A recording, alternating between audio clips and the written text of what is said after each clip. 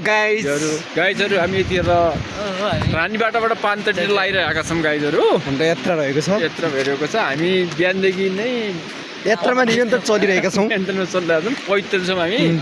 गाडी साडी छैन हेर्नु। सेरी पान्तर रोड भनेको लगभग 10 वर्ष भइसक्यो योले गर्दाखेरि अहिलेसम्म आइपुगेका छैनौँ। हाम्रो रोड पनि देखाइदिनु पर्यो। हाम्रो रोडको यो हालत पनि यस्तै छ। यहाँका खानेपानी हेर्नुहोस्, यो यस्तो भइरहेछ। अब के गर्ने, नेताहरूले पनि त्यसै खाइसक्यो। हामी अब कहाँ जाने र के खाने भन्ने हामी परिस्थितिमा छौँ। त्यसो भए तपाईँको पालिकाको अध्यक्ष को हुनुहुन्छ अहिलेको?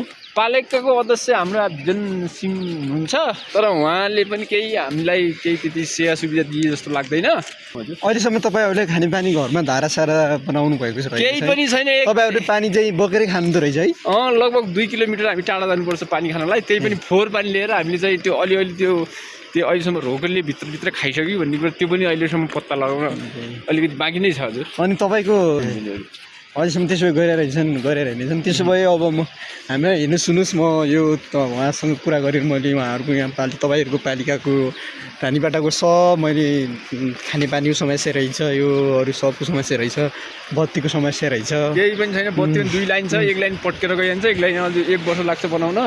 तल जानुभयो हाम्रो को आउनुभयो, उहाँले पनि अब अलिकति घाँस काट्न जानुहुन्छ। उहाँ पनि थोरै खानेपानीको लागि पाइप दिएको भए पनि धेरै राहत हुने रहेछ, मैले सब बुझेँ होइन।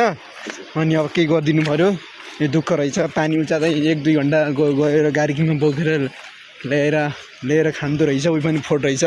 तपाईँहरूले केही नभए पनि थोरै 2-3 बन्डल फालेर हामी आफै बोकेर ल्याउँथ्यौँ, आफै धारा ल्याउँथ्यौँ। यस्तै छ, यहाँ कुलो बोकिरहेको छ। कुलाको हालत यस्तै छ। उता हामी मान्छेलाई कुलाले अथवा लागिसक्यो। ठुलो ठाउँमा टोक्ने गएछ। यहाँ मान्छेहरू पानी नपाएर आकाशको पानीको पर्खाइमा छन् हेर्नुहोस्। ए हो, पानीको तपाईँहरू सिँचाइ गर्नुको लागि पनि तपाईँहरूलाई पानीको समस्या हुन्छ कि है? लास्ट गाह्रो छ। आकाशको पानी जहिले झर्छ उहिले सिँचाइ हुन्छ, त्यही पनि धान हुन्न, फुलेर अनि जान्छ। ए तपाईँहरूलाई त अर्ग्यानिक धान खान पनि समस्या रहेछ है, गाडी रहेछ है तपाईँहरूलाई? लास्ट समस्या चाहिँ हेर्नुहोस्, खोलाको पानी गइरहेको छ, यताबाट पहिरो गएको छ, यहाँ पुलो पनि छैन, केही पनि छैन हेर्नुहोस्। यताबाट हामीले पानी लगेर माथि रोड उता सानो जान्छ उता जिउरामा हेर्नुहोस्। ए तपाईँहरूले धेरै गाह्रो रहेछ त्यसो भए है? गाह्रो ए सजिलो रहेछ। पालिका सरकारसँग भयो, माथिको सरकारसँग भयो भने तपाईँ अलिकति आग्रह गरेर केही सहयोग गर्न सकिन्छ कि भनेर चाहिँ मैले आशा गरेको छु।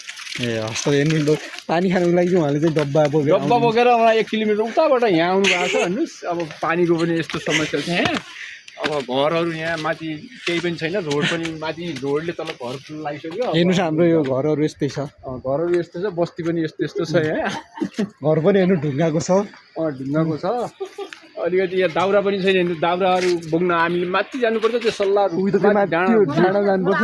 जोखिम हुनेछ यहाँ। यहाँ मान्छेका घरसर गइसक्यो हेर्नुहोस् उता, यहाँ घरहरू गइसक्यो। के गर्ने, यस्तो घरहरू छ हेर्नु। यहाँ भित्रहरू पुरै ओटारो हो कि ओटारो घर जस्तो पनि छैन ओटारहरू। यहाँ घर गएर यता मान्छे बस्छ, यता घर गएर चाहिँ खर्च त मान्छे मरिहाल्यो नि त। यस्तै स्थिति अब के गर्ने हो। उहाँ बुढी मान्छे हुनुहुन्छ, कस्तो के भन्नुहुन्छ, के भन्नुहुन्छ। बाउरे साउरे पानी छैन हेर्नुहोस्। अब के गर्ने, पानीको लागि समस्या। हामी रिपोर्टिङमा छौँ अहिले, हामी प्रत्यक्ष रिपोर्टिङमा छौँ। पानीको बारेमा केही भनिदिनु सक्नुहुन्छ तपाईँ? पान्तटीमा हेर्नुहोस्, यता मान्छे बसिरहेछन्, यता चाहिँ घर गइरहेछ। अब आज जाने हो कि भोलि मर्ने भन्ने कुरा यहाँ निश्चितै छैन। ए हो र? उहाँहरूको लागि के भनिदिनु सक्नुहुन्छ? उहाँहरूको लागि अब के गर्ने, खाने पानी छैन, लाउने लुगा छैन, यताउति केही छैन, के गर्ने, कामै छैन, अब बसेर खानुहुन्छ। उहाँको लागि 2 शब्द भनिदिनु सक्नुहुन्छ? 2 शब्द। उहाँ काम बिहानदेखि साँझसम्म खटेर काम गर्ने हेर्नुहोस्, पैसा 1 पनि नपाउने। यहाँको दाउरा साउरा लिएर प्याज लिएर पारी दिने, अनि त्यसले लिएर पकाएर खाने।